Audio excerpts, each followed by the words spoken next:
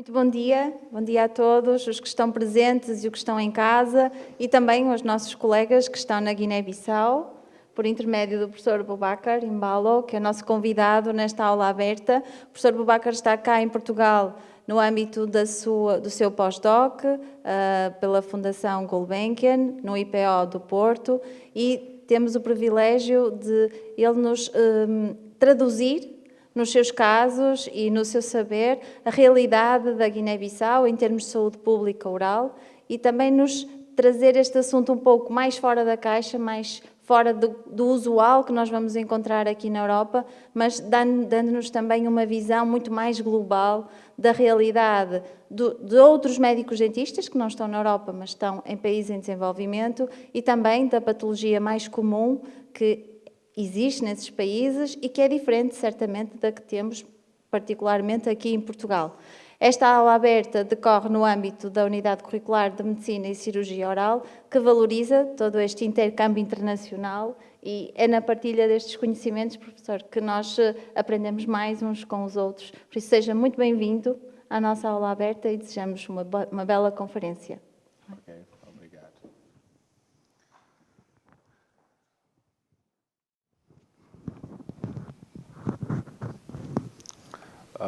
Muito bom dia a todos. De acordo com a professora doutora Otília, vamos debruçar um pouco daquilo que é a nossa realidade. Portanto, o principal objetivo da aula, basicamente, é mostrar que tem um contraste, né, a nível de saúde oral pelo mundo, né?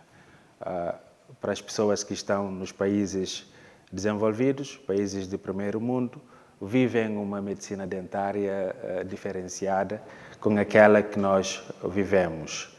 Vocês aqui constroem uma medicina dentária baseada mais na estética, mais na beleza, mais na arte mesmo. E nós, do outro lado, fazemos uma medicina dentária curativa. Aquela medicina dentária de impacto que gera transformação na vida das pessoas. É um contraste. No outro lado, aqui, a prática é outra e nós temos uma outra prática um pouco diferenciada.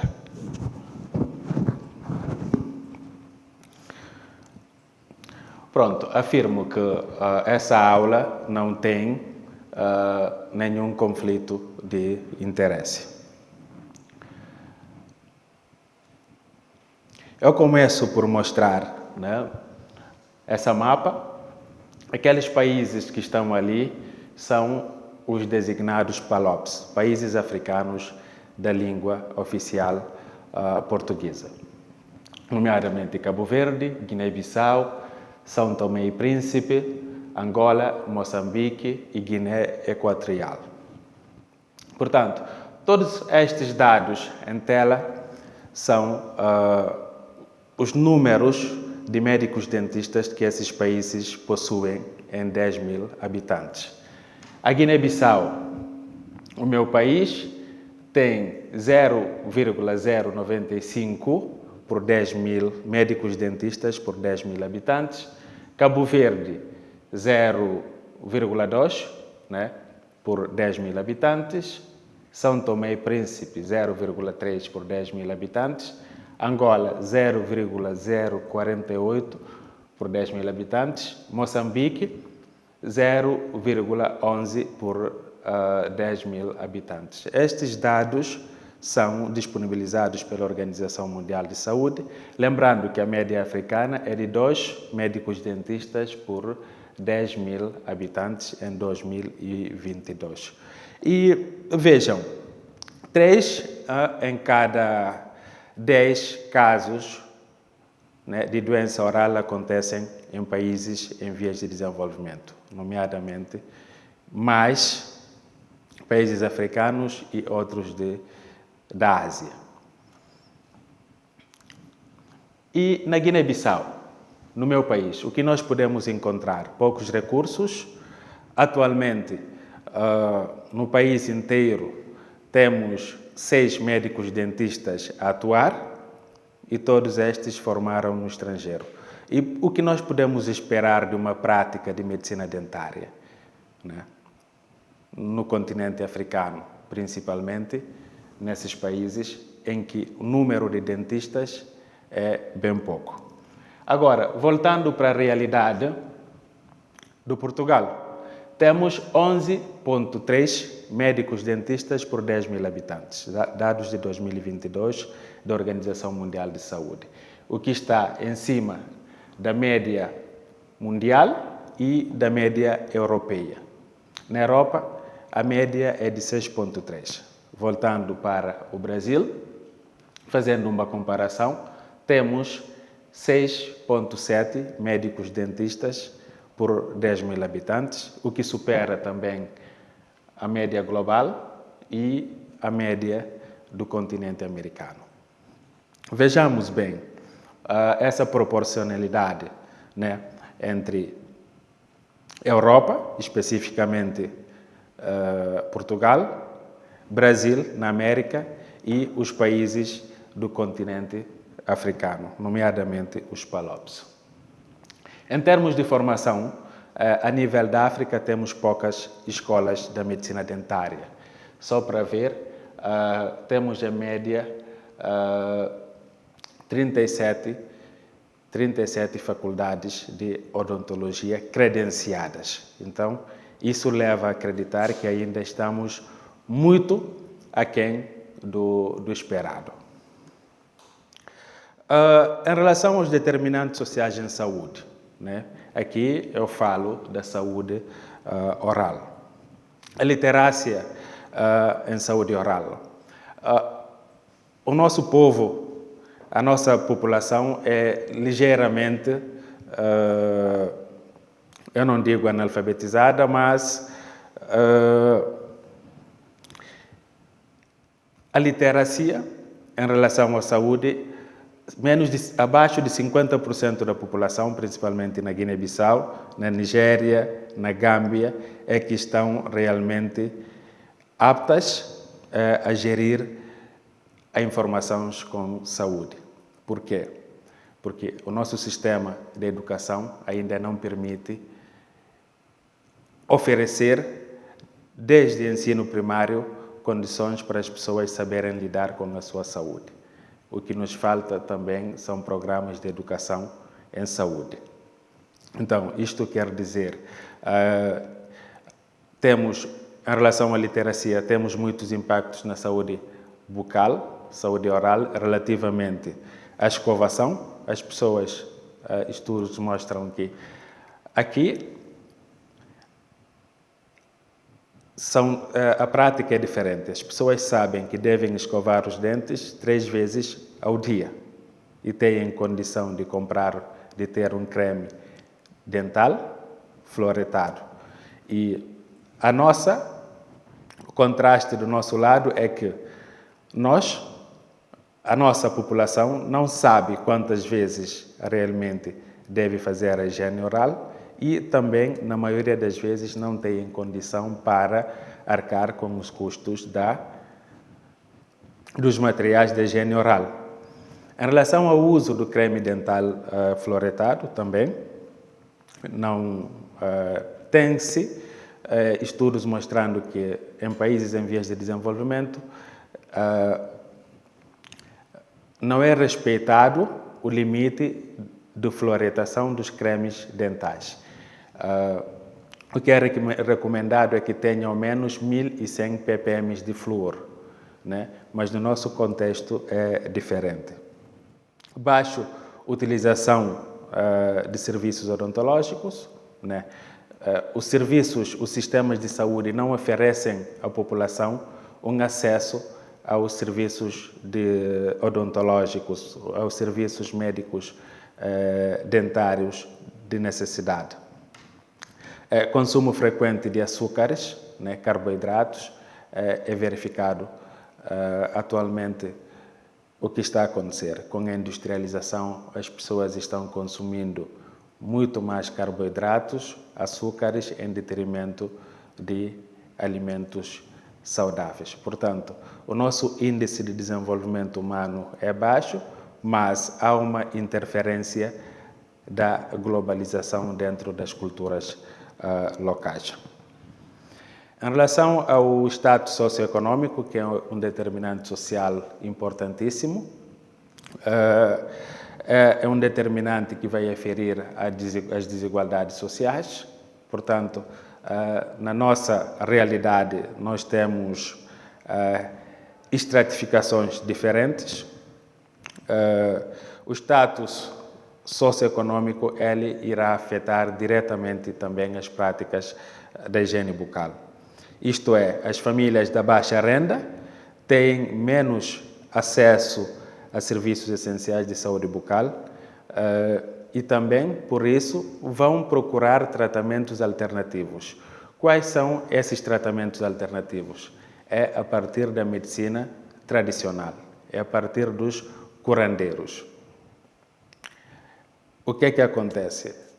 Se eu não tenho um centro de saúde disponível, eu procuro a medicina tradicional, que vai me indicar que tipo de planta devo usar para tratar dor e o desconforto que eu tenho, que tipo de raiz, que tipo de flor, que tipo de chá é que eu devo tomar para curar. De certa forma, isso acaba tornar essas pessoas mais suscetíveis a terem muitas outras comorbilidades. A diferença entre as zonas urbanas e rurais, as zonas rurais têm mais problemas, né, porque essas pessoas têm acesso limitado a cuidados odontológicos, não têm seguro e nem acesso à educação. Os sistemas de saúde, já falei, que têm lacunas, né, muitíssimas. Aqui nós temos, de certa forma, uma organização, temos um sistema organizado e, no nosso contexto, bem, não funciona assim, né? Os serviços odontológicos, os serviços médicos dentários não estão acoplados dentro do serviço de atenção primária. Portanto, nós podemos encontrar os serviços odontológicos, né, mas na atenção terciária, nos hospitais, né? A nutrição na primeira infância, o que eu estava a dizer, o consumo excessivo de bebidas, o que leva a ter cárie, estou a dizer bebidas com alto teor de açúcares, e também uma dieta desequilibrada, que nós sabemos que são fatores de risco para, além de cárie dentária, doenças periodontais e entre outras patologias de interesse do sistema estomatognático. Fatores ambientais também são importantes. A água encanada normalmente tem que ter fluoretação. A água tem que ter fluoreto. Mas no nosso contexto, geralmente, em exceção a alguns países africanos, 80% das águas não têm fluoretos. E isso leva a recomendações de oferecer fluoretação a partir de outros meios, né? A partir de outros suprimentos, sal e iodo e entre outros. Apoio social. A cultura também é uma coisa que pesa muito na nossa realidade. Há determinadas etnias que gostam de ir mais para o médico, outros não. Portanto, como falo sempre, a África é composta por um mosaico, né? Que vocês aqui talvez não tenham essa vivência, mas a nossa realidade é um pouco mais complexa. Agora, só para reforçar, a carga das doenças orais no mundo, elas dobram todas as outras doenças crônicas não transmissíveis, como podem ver. Esse é um dado da OMS desse ano mesmo, mostra que as doenças orais estão à frente das doenças mentais, cardiovasculares, de diabetes, das doenças crônicas respiratórias e de todas as neoplasias malignas. Então, isso nos leva a acreditar que, ainda como médicos dentistas, temos muito a fazer, muito a oferecer, juntamente com os nossos sistemas de saúde, para diminuir essa carga. Portanto, se daqui a 10 anos pudéssemos situar ao menos na 3ª posição, isto para nós seria muito bom. Mas não temos essa perspectiva, já que ainda a saúde oral é uma área bastante... não digo que não recebe financiamentos, recebe, mas de forma limitada em todos os sistemas de saúde do mundo. Dito isso, em relação à África, ainda, podemos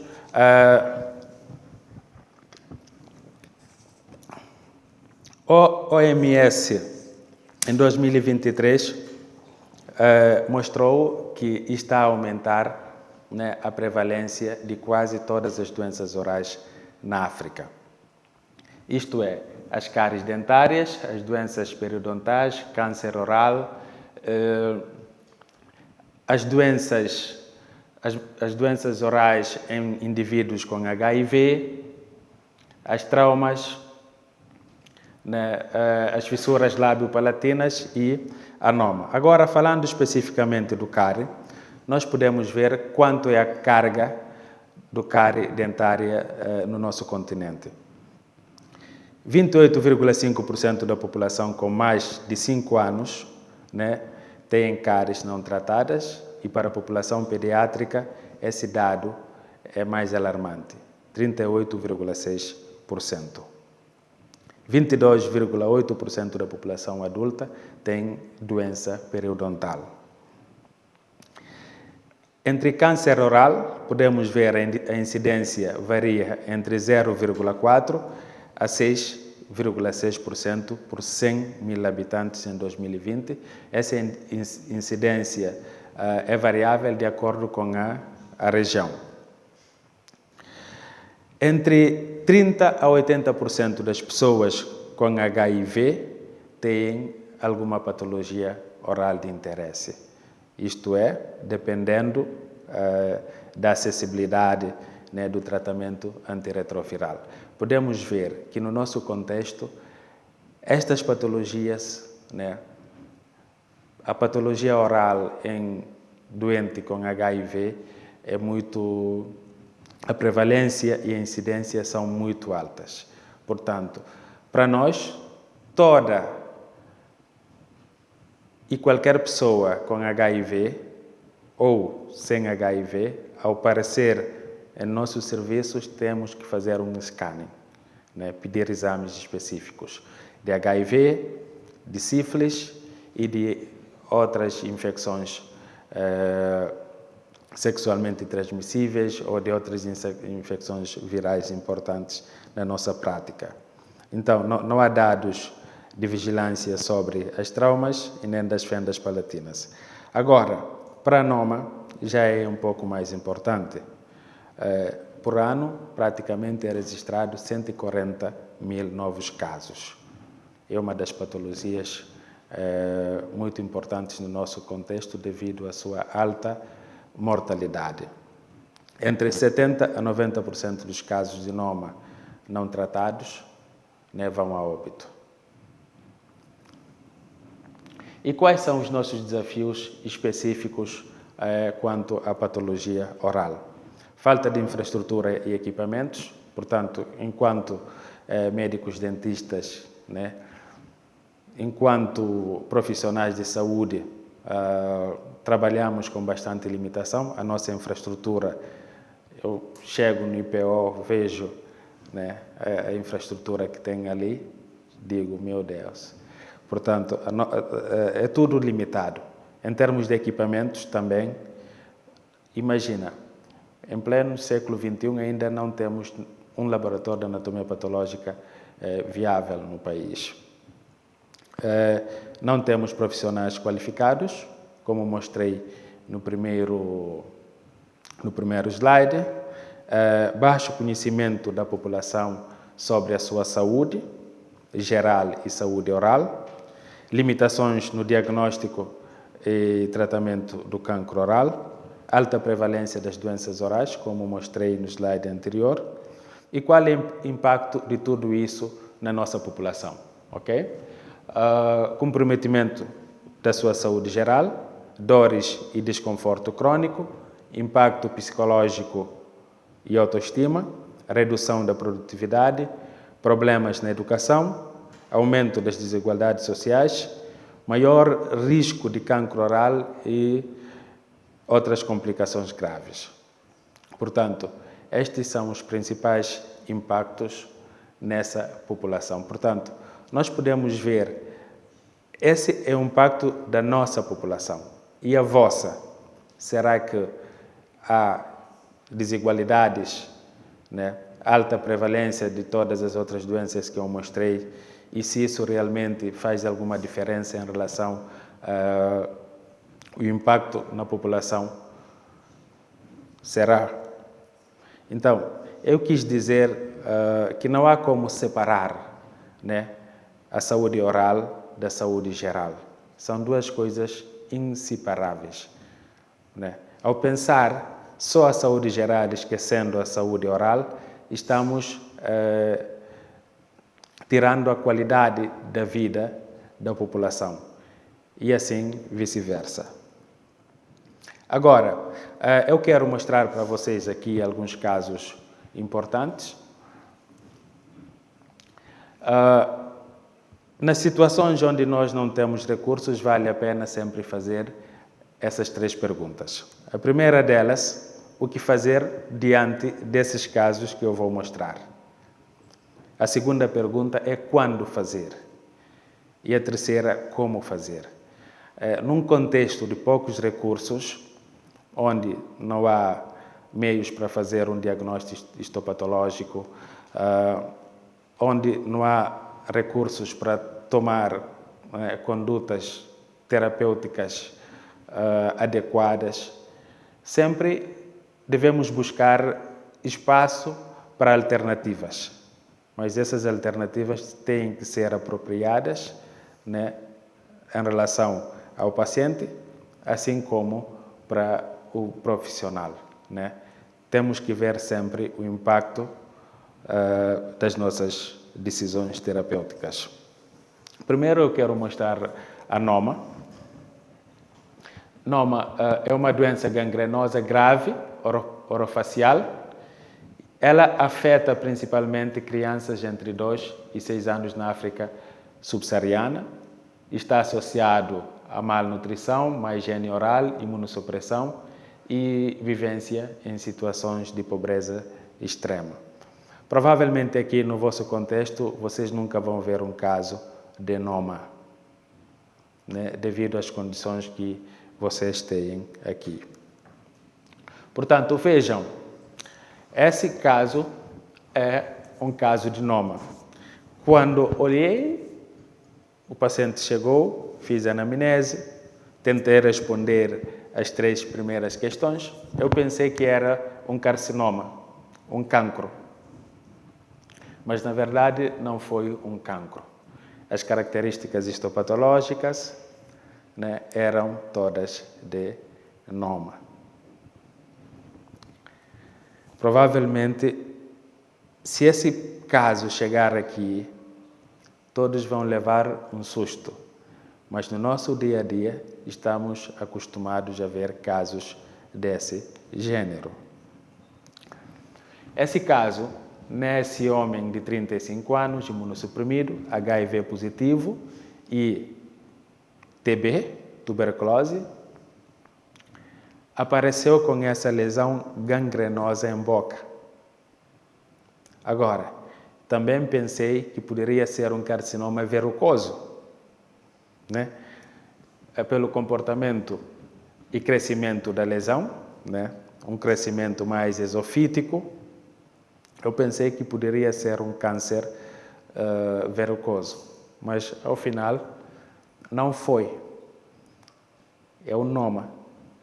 Portanto, para vocês terem ideia, atualmente, NOMA é considerado, desde ano passado, uma doença crônica não transmissível pela Organização Mundial de Saúde. E, no nosso contexto, podemos ver que de 2010 a 2023 estamos tendo uma alta prevalência de NOMA, né? Esses casos de NOMA estão a crescer. Realmente, os casos chegam mais no estado tardio, no estágio 5, já com sequelas. E a prevalência de NOMA, em nosso contexto, é observada mais entre 0 a 40 anos. A localização mais comum é a face e a gengiva. As regiões mais prevalentes é a região norte e leste do país. Agora, quero mostrar também alguns casos específicos de cancro oral. Nesse paciente, especificamente de 46 anos, tem HPV na região genital e com evolução de 6 meses. Começou em forma de úlcera, né? O diagnóstico histopatológico mostrou um carcinoma mucoepidermoide. Não sei se estão conseguindo ver as imagens direito. Mais um outro caso de cancro oral. Idade de 33 anos de idade. O nosso paciente fuma e bebe, com evolução de 8 meses. Uma evolução muito rápida. Como vocês podem ver aqui, nós temos um gânglio infartado e quase toda a língua, né, ficou deteriorada, né, pelo cancro. E também, uma coisa que eu não mencionei aqui, essa lesão está associada com HPV, porque na imunohistoquímica deu positivo para P16 e P53. Lembrando que todos os exames histopatológicos desses casos foram feitos aqui em Portugal. Mais um caso de carcinoma verrucoso, né? Vocês podem ver esse crescimento esofítico dessa lesão. É um paciente que bebe e fuma, de evolução muito rápida. Na verdade, aqui nós temos dois pacientes diferentes, certo? Aqui, né, é um crescimento esofítico de dentro para fora. Nesse contexto aqui temos uma outra lesão que está a crescer mais por dentro, afetando todas as funções do sistema estomatognático.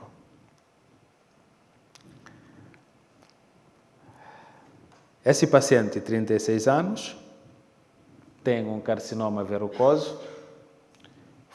O paciente fuma, não bebe, mas que a lesão também está associada a HPV. Por que eu simplesmente selecionei esses casos com HPV? É para mostrar que HPV também é um fator de risco e nós, enquanto jovens, devemos prevenir, né? Atualmente estamos tendo uma transição demográfica e epidemiológica, né? O que se vê hoje, em termos de fator de risco, em termos de prevalência e incidência, 5 anos atrás é totalmente diferente. Como vocês podem ver aqui, na nossa casuística, 25,3% dos casos com cancro oral de 2022 a março de 2024 têm HIV positivo. Portanto, é uma coisa também de se preocupar. Agora, quem tem HIV não tem como saber quem tem. é só se prevenindo. Nós, enquanto médicos dentistas, temos uma responsabilidade de triar os nossos pacientes que se apresentam nas nossas clínicas, nos nossos serviços com qualquer doença oral. Portanto, uma lesão em boca, peça um teste rápido ou um teste sorológico para HIV e outras infecções sexualmente transmissíveis para poder descartar qualquer associação dessa condição com HIV, com sífilis e entre outras. A maioria dos nossos pacientes fumam e bebem, que são fatores de risco já conhecidos na carcinogênese oral, álcool e tabaco. A localização predominante dessas lesões é em língua e assoalho da boca. Isso está também já determinado na literatura.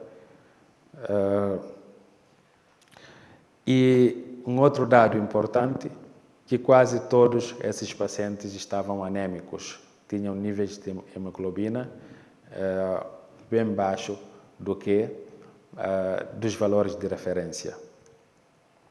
Agora, falando de infecções agora, quero falar das simples infecções dentárias, infecções odontogênicas, aquelas infecções que são provenientes de cárie dentária. Portanto, o que é que os nossos pacientes realmente fazem?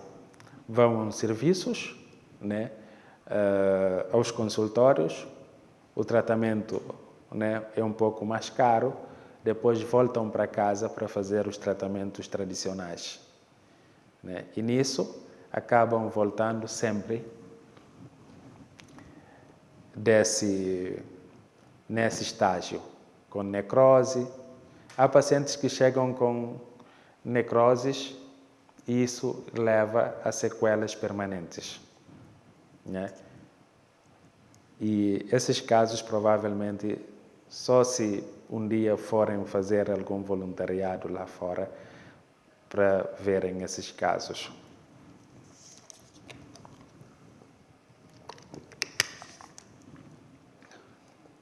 Agora, a pergunta vossa, agora eu consigo imaginar como é que ele chegou nessa condição. A limitação do sistema. Limitação do sistema. O sistema marginaliza as pessoas também. Quem não tem condição de pagar um tratamento, sempre acaba ficar por fora. Bem, podemos ver esse outro doente com dermatite atópica. Vocês podem ver a pele, HIV positivo, com medicações de corticoide oral e tópico, antirretroviral, por causa da HIV. Esse paciente tem múltiplas cáries dentárias e doença periodontal. Também uma infecção no palato, decorrente da cárie dentária. Por que que o paciente foi ao serviço, chegou e disse, olha, eu não consigo comer, acho que tenho alguma coisa em boca. Abriu a boca, falei, você está a morrer por causa dessa infecção. Entende? Fizemos a drenagem e internamos por 3 dias. Antibiótico terapia. Okay. Agora, temos um outro caso de rânula, que é um fenômeno de extravasamento de muco, que pode ser causado a partir de obliteração do ducto, por trauma ou por calcificações, por obstruções ou por inflamações crônicas, certo? E nesse caso, fizemos a marsupialização dessa lesão, que é um tratamento mais conservador, adequado, preservando a glândula salivar. E nesse outro caso, de hemangioma, fizemos um tratamento de 2 meses com propanolol. Né? Propanolol é um medicamento que causa vasoconstrição e atua diretamente na angiogênese. Com isso, vimos que não estava evoluindo, acabamos por fazer uma cirurgia para a remoção completa da lesão. Então, esse caso específico é de sífilis. O paciente com 20 anos, VDRL positivo, HIV positivo, e já teve um histórico de internamento por TB de 3 meses. A conduta, essa lesão é de cancro duro. Estão a ver? Bordas endurecidas. O tratamento com penicilina G-benzetínica de 2,4 milhões, né, 3 unidades, 7, 7, 7. E nistatina, suspensão oral por 3 dias. Vemos que está a ter uma boa evolução na segunda foto, depois da segunda consulta de retorno. Um outro caso de fibroma ossificante, evolução de 3 anos, isso mostra que os pacientes chegam nos serviços de forma bastante tardia, nos leva a acreditar que não têm conhecimento sobre a saúde e que devemos investir mais na conscientização.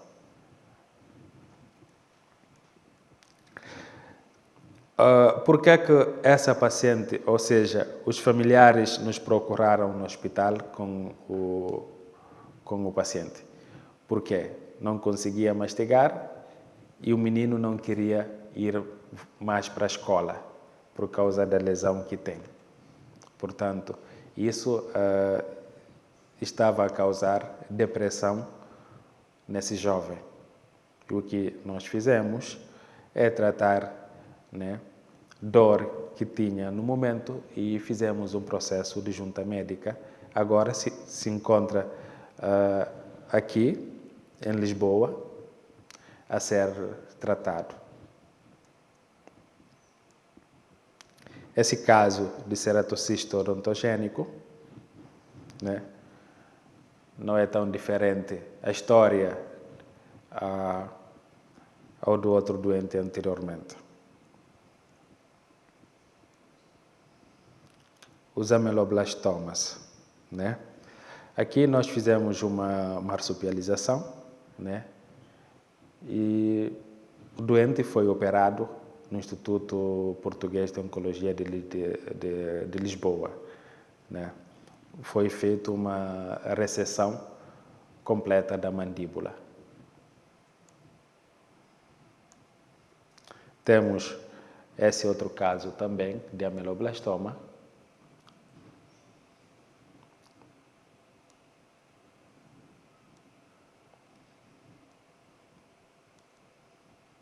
Portanto,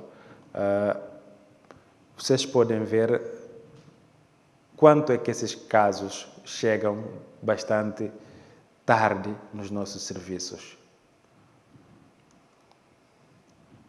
Agora, para finalizar, considero que a educação em saúde, o aumento da conscientização sobre a importância da higiene e autoexame oral pode ser um caminho para melhorar, né, o impacto da saúde oral na população, a formação de profissionais especializados, implementação de políticas públicas eficazes, que até agora nós não temos um programa de saúde bucal no país, integração com a atenção primária para resolver esses casos de forma mais rápida.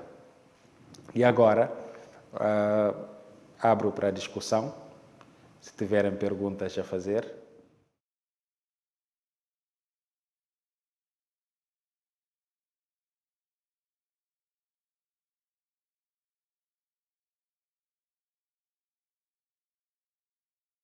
Muito obrigada, professor Boubacar. Vamos convidá-lo então a este período de discussão. Por favor, sentar. De facto, é impactante a transversalidade das necessidades quer de cuidados, quer de prevenção na Guiné-Bissau.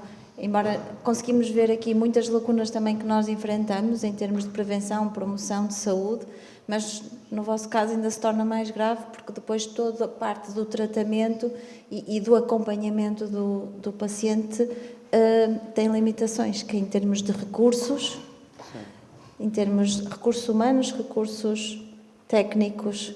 Por isso, bem-aja que esteja cá a desenvolver o seu projeto para levar para a Guiné-Bissau o saber, para montar lá toda a expertise também necessária no diagnóstico destes casos. Vamos abrir então a oportunidade do público poder fazer alguma questão. Boa.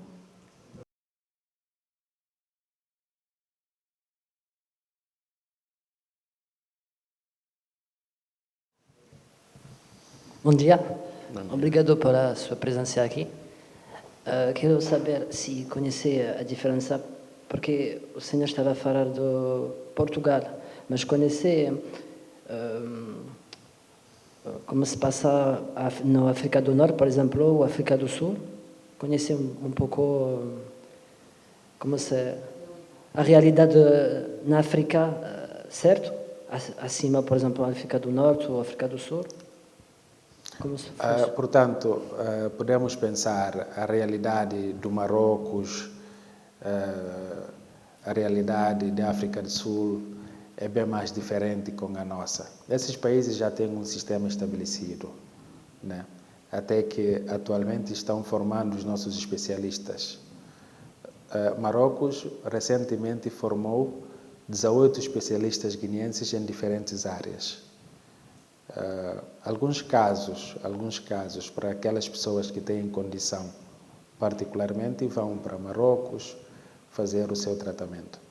Mas o acordo, o convênio é mesmo com Portugal. Obrigado. Eu é mais curiosidade. No caso, o paciente quando tem esta patologia, depois para vir para Portugal, tem que sair do bolso dele a viagem para vir para aqui ou é o Estado português que vos proporciona essas viagens? Porque no caso eu queria saber como é que se pode ajudar, mesmo para saber também como é que eu posso fazer voluntariado um dia futuramente, coisas assim, mais práticas. O que é que a gente pode fazer? Ok. Normalmente, custo da viagem, da estadia aqui, é o doente que paga.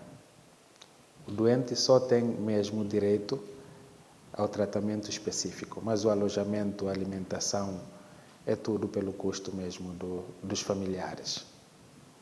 Aqui é só um acesso para o tratamento especificamente. E existe alguma associação ou uma organização em que permita que possam receber donativos para custear certos custos para o paciente? Sim. Nós temos o Ministério da Saúde tem um serviço de assistência social, né, para apoiar esses doentes. E tem alguns organismos internacionais também que apoiam. No caso, atualmente temos a ONG AIDA, que apoia, dá um subsídio, compra as passagens aéreas para o doente vir fazer o seu tratamento.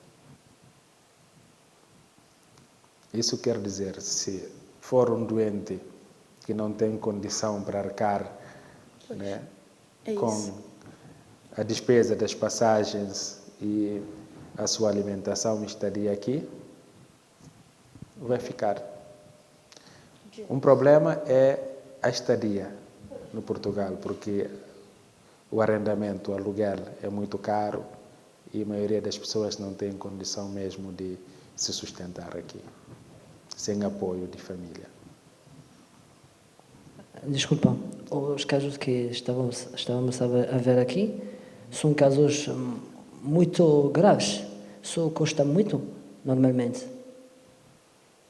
E como podemos chegar e fazer um tratamento, se é muito caro, se ela estava a chegar mais antigamente, mais cedo, vai estar menos caro e por isso sempre está a ouvir que não vem para tratar o caso porque não tem dinheiro, mas ao final é mais pior depois e podemos fazer o tratamento. Só não há uma solução para que elas possam chegar mais cedo a informações, não sei o quê, para que podemos saber que podemos tratar o caso e não pagar o final, porque ao final o caso é mais pior e mais caro, não?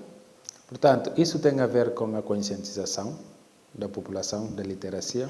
Isso tem a ver com a organização do governo em relação à assistência, em relação às políticas públicas de saúde, em relação ao acesso dos serviços de saúde. No entanto, nós sabemos que a maioria dessas patologias, no começo, são indolores. A pessoa mesmo só procura quando começa a ter algum desconforto. No caso de cancro oral, tem uma úlcera ali, geralmente, uma lesão branca, vermelha. Vai passar. Mas daí você se alimenta bem, né? Faz normalmente todas as suas funções. E do nada, quando se vê, já tem uma grande úlcera, né? E já está afetando toda a boca e, portanto, é como eu disse, é a falta de políticas públicas. E também quero saber, há um número de casos que podemos tratar e se, por exemplo, há, não sei o quê, 20 casos e vocês podem tratar só 10 casos porque é falta de dinheiro. Há uma coisa como isso ou não? Por exemplo, há 20 pessoas ou 30, 40, 50 casos, podemos tratar tudo. Ou a coisa de falta de dinheiro, não podemos tratar tudo e por isso vai a escolher os casos mais piores e tratar eles, não? Normalmente damos prioridade aos casos mais graves. Eu sou um dos membros da Junta Médica Nacional, da comissão que seleciona os casos para virem ser tratados aqui. Eu sou o primeiro vogal. Portanto, eu vejo realmente como é que as famílias, o desespero, né, dos familiares para virem para cá fazer o seu tratamento. E o que é que acontece é o seguinte: Guiné, o governo guineense paga pelos esses tratamentos aqui, o custo deles. Mas tem um número reduzido por ano. Então, naquele número reduzido por ano, tem que haver uma gestão. Quem vai, quem não vai.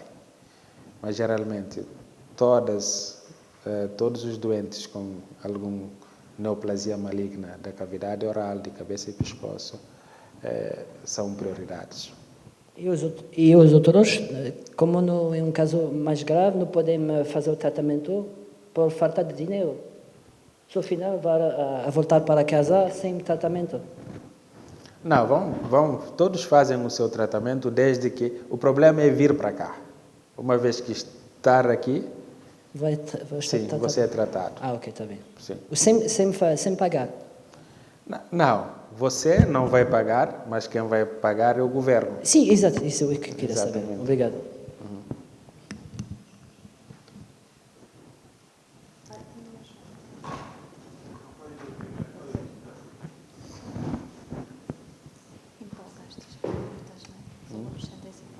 Sim, isso é importante. Doutor, eu gostava e espero um dia fazer voluntariado nos países africanos e fiquei com uma curiosidadezinha, perceber que realmente a noma é uma doença com uma elevada prevalência nos países africanos, principalmente na Guiné, e cá nós não temos mesmo contacto com essa doença. Nesse caso, quais seriam as características que me permitiriam distinguir essencialmente a noma de um carcinoma? E se sim, nesse caso também, se os tratamentos são semelhantes ou se apresentam algumas diferenças mediante também o estadio em que surgem ou são detectadas? Exame histopatológico. Exame, porque as características clínicas são muito semelhantes. É o exame histopatológico. Portanto, sem o exame histopatológico, muitas das vezes não podemos definir uma coisa à outra, como podes ver naquelas fotografias que eu mostrei. E a conduta terapêutica é diferente. Na NOMA, o tratamento é mais antibiótico-terapia.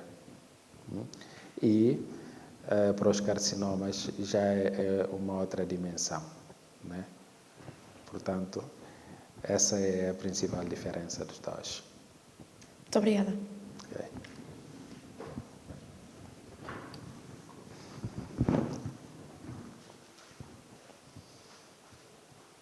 Olá, bom dia. Bom dia. Eu queria começar por agradecer a sua presença, que é uma coisa que nos prestigia também e que é de valorizar o contacto com experiências diferentes, realidades distintas daquelas que nós temos aqui na Europa e cá em Portugal em particular.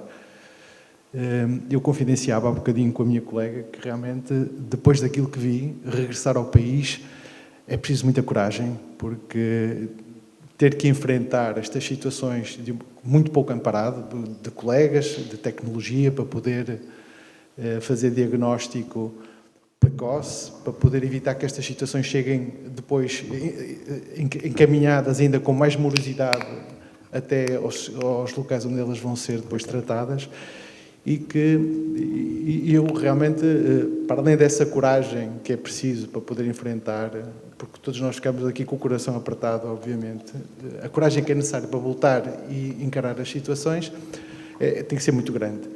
E eu não sei se existem protocolos pensados, até porque nós não temos esta realidade, mas é importante aprender nas escolas isto também.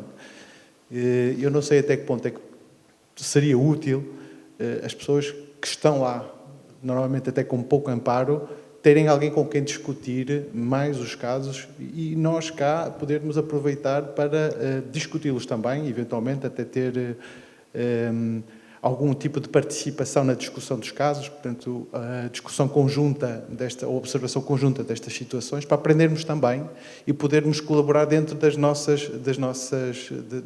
possibilidades, porque realmente eu, só pelos números que vi de colegas que estão a colaborar, são muito poucos, portanto, é difícil depois, eventualmente, até ter parceiros com quem se possam discutir estes casos. E a forma de aprendizagem, normalmente, é mesmo essa, é discutir, é conversar, é ter uma perspectiva diferente de outros e, se calhar, para acelerar o diagnóstico, os laboratórios de anatomia patológica vão ser fundamentais. Eu não sei se existem, eu julgo que não existem na Guiné laboratórios de anatomia patológica, mas eu acho que seriam também outros pontos de investimento fundamental para poder alavancar os tratamentos e antecipar os tratamentos antes deles chegarem, ou o encaminhamento dos pacientes antes de chegarem até cá a Portugal.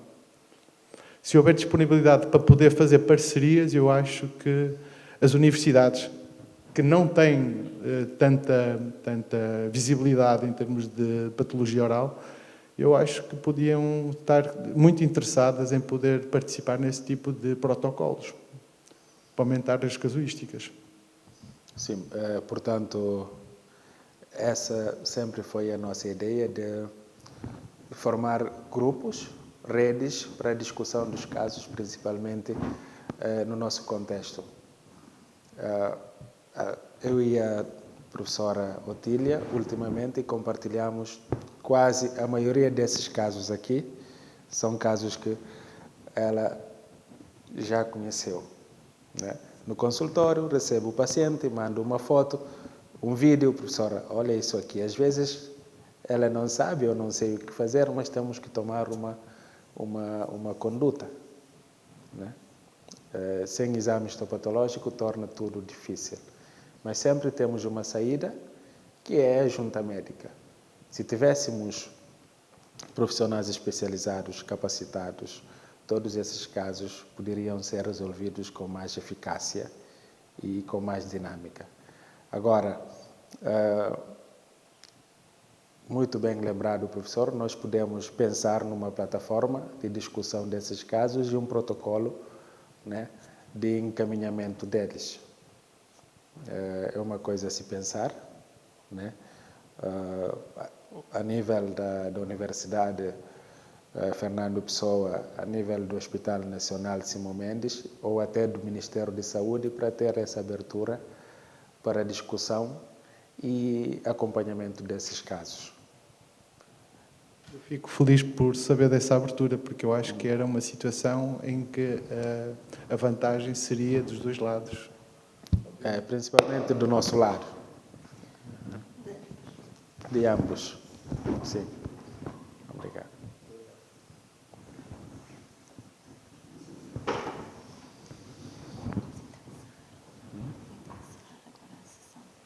Não, pode ir. Você não pensa.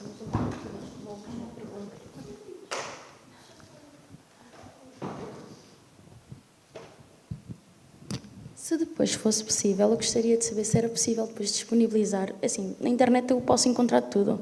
Eu queria saber se podiam depois disponibilizar associações em que a gente pudesse então se inscrever para fazer voluntariado, ou qual a melhor maneira de poder chegar a esses voluntariados e, pronto, poder participar um dia. Se pudesse.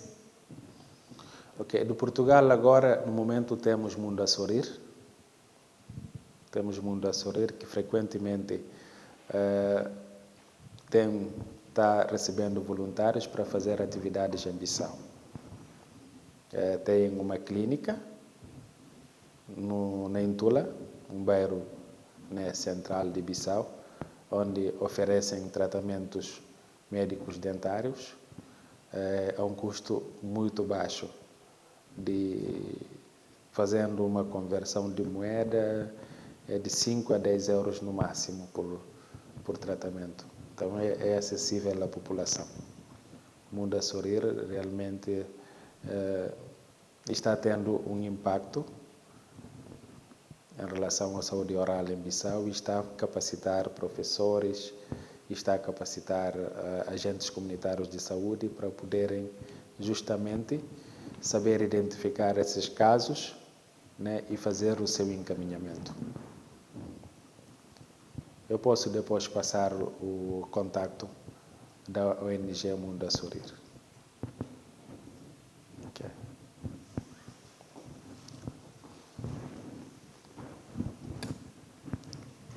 Professor, é sempre excelente tê-lo cá e ver os seus casos e vamos ter que manter esta nossa intercomunicação, mesmo que seja intercontinental, porque sei que o professor Boubacar também no final de novembro vai regressar para continuar o seu projeto em Guiné-Bissau. Também o vosso objetivo é vir buscar conhecimento e aplicá-lo lá, não é? E transmitir também a todos os profissionais que estão lá, aproveitando os que vão para lá e saindo para regressar ao vosso país, é o vosso objetivo. Para nós foi um prazer ter os seus casos, ter a sua realidade, não é? E vamos todos muito mais sensíveis relativamente ao que se passa no mundo, para além da nossa pequena ilha em que vivemos, não é? Perto das nossas casas e dos nossos familiares e repletos de condições que por vezes achamos que são poucas, mas que neste contexto são realmente muitas. Da nossa parte, estamos ao dispor para tudo o que precisar. Certamente vamos estar em contacto consigo por muitas outras vezes, noutros projetos. Hoje vamos dar por encerrada esta aula aberta, agradecer aos professores da Unidade Curricular de Medicina e Cirurgia Oral por se envolverem, ao Gabinete de Divulgação e Comunicação, na pessoa da doutora Paula, da doutora Ana Santos, e à nossa instituição que também nos permite ter esta abertura para o mundo, é sempre muito importante. E aos nossos estudantes, como é óbvio, os que estão cá e os que estão em casa, e esperemos também que na Guiné também nos estejam a assistir e estejam a gostar desta apresentação. Muito obrigada a todos. Vamos então dar por encerrada. Okay. Obrigado. Muito bem, adorei a sua aula.